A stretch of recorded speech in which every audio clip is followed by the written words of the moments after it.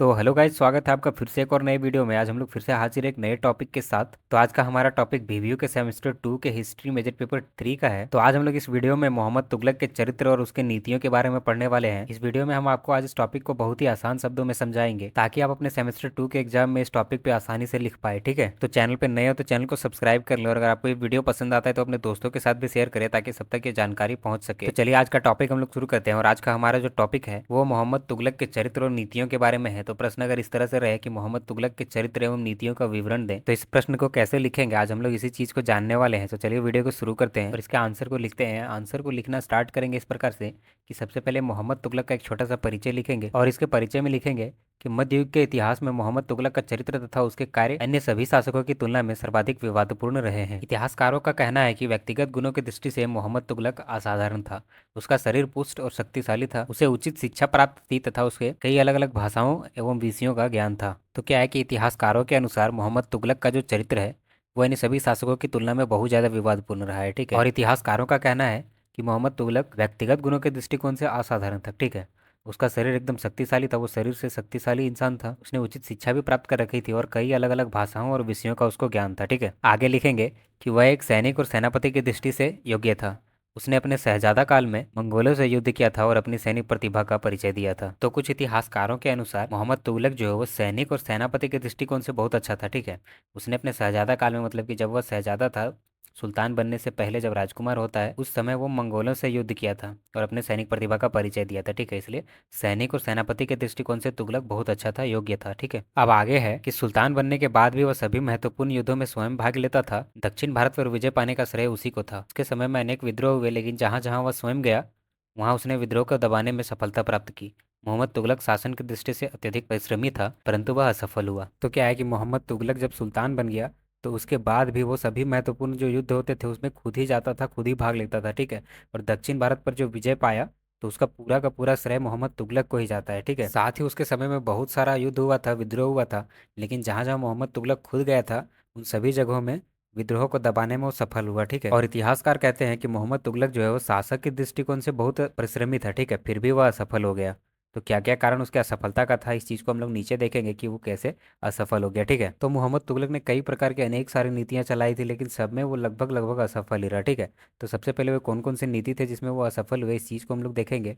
तो पहले हम लोग हेडिंग बनाएंगे कि मोहम्मद तुगलक की विभिन्न नीतियों एवं योजनाएं। ठीक है, इसको हेडिंग बनाएंगे और इसमें से पहला पॉइंट लिखेंगे कि राजस्व सुधार, और इसमें लिखेंगे कि मोहम्मद तुगलक ने राजस्व व्यवस्था में सुधार लाने के लिए अनेक कानून बनाए। सर्वप्रथम उसने सूबों की आय और व्यय का हिसाब रखने के लिए एक रजिस्टर तैयार करवाया और सभी सूबेदारों को अपने सूबों का हिसाब भेजने का आदेश दिया। उसका उद्देश्य था कि समाज के सभी सूबों में समान लगान व्यवस्था लागू किया जाए, कोई भी गांव लगान देने से मुक्त ना रहे। ठीक है, तो क्या है कि राजस्व व्यवस्था में सुधार लाने के लिए मोहम्मद तुगलक ने बहुत सारे प्रयास किए। ठीक है, उसमें से सबसे पहला क्या था कि उसने एक रजिस्टर बनवाया। ठीक है, एक रजिस्टर तैयार करवाया और अपने जो सल्तनत थे उसके सभी सूबेदारों को आदेश दिया कि सभी अपने जो इनकम है और जो एक्सपेंडिचर है, मतलब कि जो आय है और जो खर्च है, उसका हिसाब भेजेंगे। ठीक है, और ये करने के पीछे उसका उद्देश्य क्या था कि जितने भी सूबे थे, मतलब कि जितने भी गांव थे, उसमें समान लगान व्यवस्था लागू किया जाए और कोई भी गांव जो है वो कर देने से, टैक्स देने से मुक्त ना रहे, बच ना जाए। ठीक है, तो इसलिए उसने एक रजिस्टर मंगवाया और सभी को अपने सूबे का हिसाब भेजने को कहा। ठीक है, लेकिन इस रजिस्टर में जो रिकॉर्ड था उसका कभी भी यूज नहीं हुआ और कभी भी इस व्यवस्था को सफलता नहीं मिली। ठीक है, और इसका सबसे पहला नीति राजस्व व्यवस्था में सुधार लाने का जो प्लान था वही अनसक्सेसफुल रहा। ठीक है, पहली नीति में ही उसको सफलता नहीं मिली। ठीक है, अब नेक्स्ट टॉपिक हम लोग देखेंगे। तो हमारा नेक्स्ट टॉपिक है दोआब में कर वृद्धि, जो 1325 से 27 के ईस्वी में हुआ था। ठीक है, तो दोआब मीन्स होता है दो नदियों के बीच का क्षेत्र, वैसा क्षेत्र जो दो नदी के बीच में हो। ठीक है, दोनों तरफ से नदी हो और उसके बीच का क्षेत्र को दोआब क्षेत्र कहते हैं। ठीक है, तो दूसरा क्या था कि मोहम्मद तुगलक ने दोआब में कर वृद्धि कर दिया था। ठीक है, तो इस टॉपिक को कैसे लिखेंगे इसको समझाते हैं। टॉपिक सिर्फ देखने में ही बड़ा लग रहा है, लेकिन इसमें है कुछ नहीं। अगर अच्छे से समझ लेंगे ना तो आराम से आप अपने एग्जाम में लिख पाएंगे। ठीक है, सिर्फ देखने में ही बड़ा लग रहा है। ठीक है, तो इसमें लिखेंगे तुगलक ने अपने शासनकाल के आरंभ में दोआब में कर वृद्धि की। तो क्या है कि इस तुगलक जो था वो अपने शासनकाल के शुरुआत में ही दोआब के क्षेत्र में टैक्स को बढ़ा दिया। ठीक है, और बर्नी के अनुसार आगे लिखेंगे कि बर्नी के अनुसार इसे 10 से 20 गुना अधिक कर दिया गया था, परंतु फरिश्ता के अनुसार यह केवल 3 या 4 गुना ही अधिक किया गया था। ठीक है, तो बर्नी इस विषय में कहते हैं कि टैक्स को 10 से 20 गुना अधिक कर दिया गया था, लेकिन वहीं एक और इतिहासकार हैं फरिश्ता नाम से, तो वो कहते हैं कि 10 से 20 गुना नहीं बल्कि 3 से 4 गुना अधिक किया गया था। ठीक है, आगे लिखेंगे कि जिस समय दोआब में कर वृद्धि की गई उस समय वहां सूखा तथा अकाल पड़ रहा था। किसान कर देने में असमर्थ थे, जिसके परिणाम स्वरूप किसानों ने कृषि छोड़कर चोरी डकैती का पैसा अपना लिया। लगान अधिकारियों ने लगान लेने के लिए बहुत कठोरता अपनाई, जिसके परिणाम स्वरूप विभिन्न स्थानों पर विद्रोह हो गए और सुल्तान ने बड़ी कठोरता से विद्रोह को दबाया। बर्नी के उल्लेख से पता चलता है कि इसमें हजारों व्यक्ति मारे गए। डॉक्टर मेहंदी हुसैन के प्रस्तुत नवीन विचारों के अनुसार सुल्तान के सेना से निकाले गए सैनिक कृषि करने लगे थे और जब कर बढ़ाया गया तो उन्होंने देने से मना कर दिया तथा लगान अधिकारियों को मार डाला। इसलिए सुल्तान ने कठोरता से विद्रोह का दमन किया। तो क्या है कि जिस समय टैक्स बढ़ाया गया था उस समय दोआब के क्षेत्र में सूखा और अकाल पड़ गया था, जिसकी वजह से किसान टैक्स देने में असमर्थ थे। लेकिन जो लगान अधिकारी थे वो बहुत ज़्यादा उस पर कठोरता अपना रहे थे लगान देने के लिए। ठीक है, तो इसके परिणाम स्वरूप क्या हुआ, किसानों ने किसानी छोड़ दिया, मतलब वो खेती करना छोड़ के चोरी और डकैती अपना लिए। ठीक है, और इसी की वजह से बहुत सारे स्थानों पे विद्रोह स्टार्ट हो गया। फिर सुल्तान ने क्या किया, बड़ी कठोरता से उस विद्रोह का दमन किया और बर्नी के द्वारा प्रस्तुत जानकारी के आधार पर पता चलता है कि इस विद्रोह को दबाने में लगभग 1,000 से अधिक किसानों की मृत्यु हो गई थी। ठीक है, लेकिन डॉक्टर मेहंदी हुसैन के प्रस्तुत नवीन विचारों के अनुसार सुल्तान ने जो सेना अपनी सेना से जो सैनिक को निकाले थे वो बाद में फिर जाके खेती करने लगे थे। ठीक है, और जब टैक्स बढ़ाया गया तो वो टैक्स देने से मना किया और लगान अधिकारी ने जब उस पर जोर दिया तो उसने लगान अधिकारी को ही मार दिया। इसी वजह से सुल्तान ने इतनी कठोरता से विद्रोह का दमन किया था। ठीक है, यह कहना है मेहंदी हुसैन का। लेकिन जो भी हो, सुल्तान द्वारा चलाया गया ये नीति भी अनसक्सेसफुल रहा, असफल रहा। ठीक है, अब नेक्स्ट नीति है कृषि की उन्नति का प्रयत्न। ठीक है, तो इसमें लिखेंगे कि मोहम्मद तुगलक ने कृषि की उन्नति के लिए एक नए विभाग की स्थापना की और एक नया मंत्री आमिर को ही नियुक्त किया। डॉक्टर एल श्रीवास्तव के अनुसार 60 वर्ग मील का एक जमीन का चुनाव किया गया जहां सरकारी कर्मचारियों के देखरेख में किसानों से खेती करने के लिए कहा गया।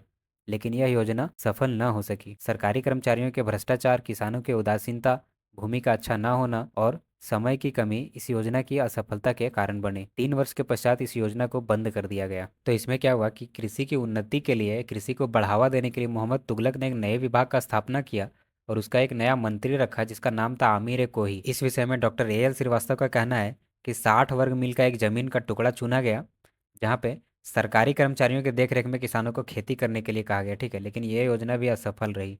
ठीक है, ये भी सफल नहीं हुआ। इसका असफल होने का कारण क्या था, सरकारी कर्मचारियों का भ्रष्टाचार, किसानों का उदासीनता और वो जमीन जिसका चुनाव किया गया था उसका अच्छा ना होना और समय की कमी। ये सभी जो है सभी मिलकर इस योजना की असफलता का कारण बने। ठीक है, और 3 साल के पश्चात इस योजना को मोहम्मद तुगलक के द्वारा पूरी तरह से बंद करवा दिया गया। यह योजना भी असफल रही। मोहम्मद तुगलक के द्वारा अभी तक 3 योजना चलाए गए और तीनों के तीनों असफल रहे हैं। ठीक है, अब नेक्स्ट टॉपिक में हम लोग देखेंगे नेक्स्ट योजना क्या है, इस चीज़ को हम लोग देखेंगे। ठीक है, तो मोहम्मद तुगलक की जो अगली नीति थी या अगला किया गया कार्य था वो था राजधानी परिवर्तन, और इसको 1326 से 27 ईस्वी के बीच किया गया था। और इसमें हम लोग लिखेंगे कि मोहम्मद तुगलक के द्वारा दिल्ली के स्थान पर देवगिरी को राजधानी बनाए जाने के कई कारण बताए गए हैं। बर्नी के अनुसार साम्राज्य के केंद्र में होने के कारण देवगिरी को राजधानी बनाया गया।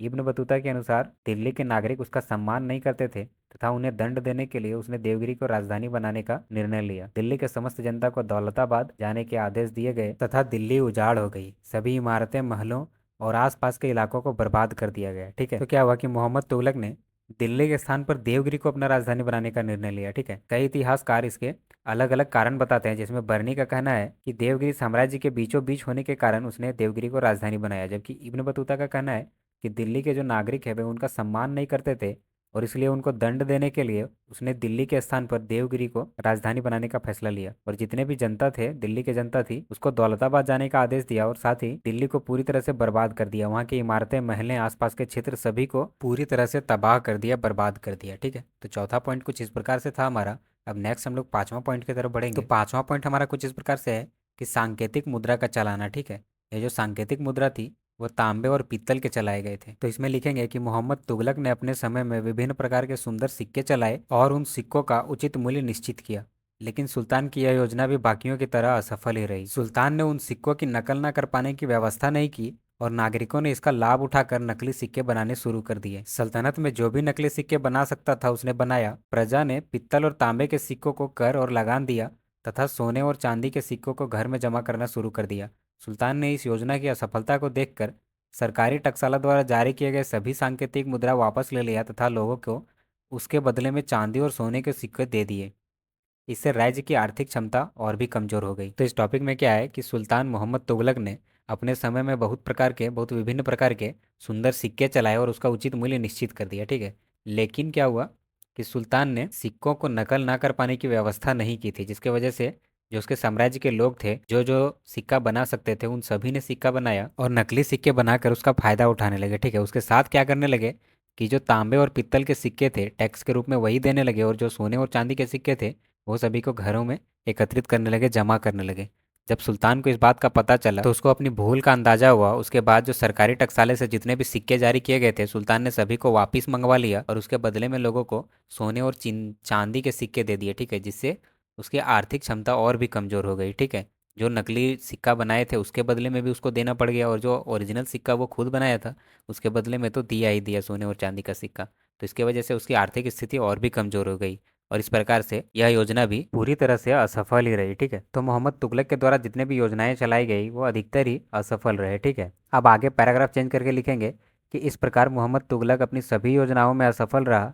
यह कहा जाता है कि उसके सुधार समय से आगे थे, जो उसकी प्रजा और उसके अधिकारियों को उस समय समझ नहीं आ सका। तो क्या है कि मोहम्मद तुगलक जो है अपनी ज़्यादातर योजनाओं में असफल ही रहा, लेकिन उसके असफलता के पीछे यह भी कहा जाता है कि उसका जो सुधार था, वो जो इम्प्लीमेंट लाना चाहता था, वो उस समय के लिए नहीं था, बल्कि वो फ्यूचर के बारे में सोच के काम करता था, जो उसके प्रजा को और उसके अधिकारियों को उस समय समझ नहीं आता था, ठीक है। इस प्रकार से कुछ कहा जाता है। आगे लिखेंगे कि सुल्तान की योजनाओं की असफलता बहुत कुछ स्वयं उसके कारण भी थी, क्योंकि उसमें एक व्यक्ति समूह के नेता होने का गुण का अभाव था। इस कारण स्वयं सुल्तान और उसके चरित्र के अभाव ही उनकी और उनकी योजनाओं की असफलता का कारण बना। तो कुछ इतिहासकारों का यह भी मानना है कि उनके जितने भी योजनाएं असफल हुई थी वो केवल जनता या फिर अधिकारियों के वजह से नहीं, बल्कि उसके कुछ खुद के वजह से भी असफल हुई थी, ठीक है, क्योंकि उसमें एक व्यक्ति समूह के नेता होने का कोई गुण नहीं था, और इसी कारण स्वयं सुल्तान और उसका चरित्र के अभाव ही उनकी और उनकी योजनाओं की विफलता का कारण बनी, ठीक है। तो आशा करते हैं कि वीडियो आपको अच्छी तरह से समझ आया होगा, और कुछ इस प्रकार से आपको आंसर लिखना था अपने एग्जाम सेंटर पे भी आपको इसी प्रकार से आंसर लिखना है। तो आशा करते हैं कि ये वीडियो आपको पसंद आया होगा। अगर वीडियो पसंद आया हो तो अपने दोस्तों के साथ भी शेयर करें, और अगर चैनल पे नए हो तो चैनल को सब्सक्राइब जरूर कर लें, क्योंकि यहाँ पे हम आपके सेमेस्टर से रिलेटेड जितने भी इंपॉर्टेंट प्रश्न होते हैं उसका हल आपको यहाँ पे हम प्रोवाइड करवाते हैं। इसलिए चैनल को सब्सक्राइब जरूर कर लें और बेल आइकन को भी प्रेस कर लें, ताकि सारे वीडियो के इन्फॉर्मेशन आप तक पहुंचे। तो चलिए मिलते हैं फिर से किसी नेक्स्ट वीडियो में इंपॉर्टेंट टॉपिक के साथ। तब तक के लिए धन्यवाद।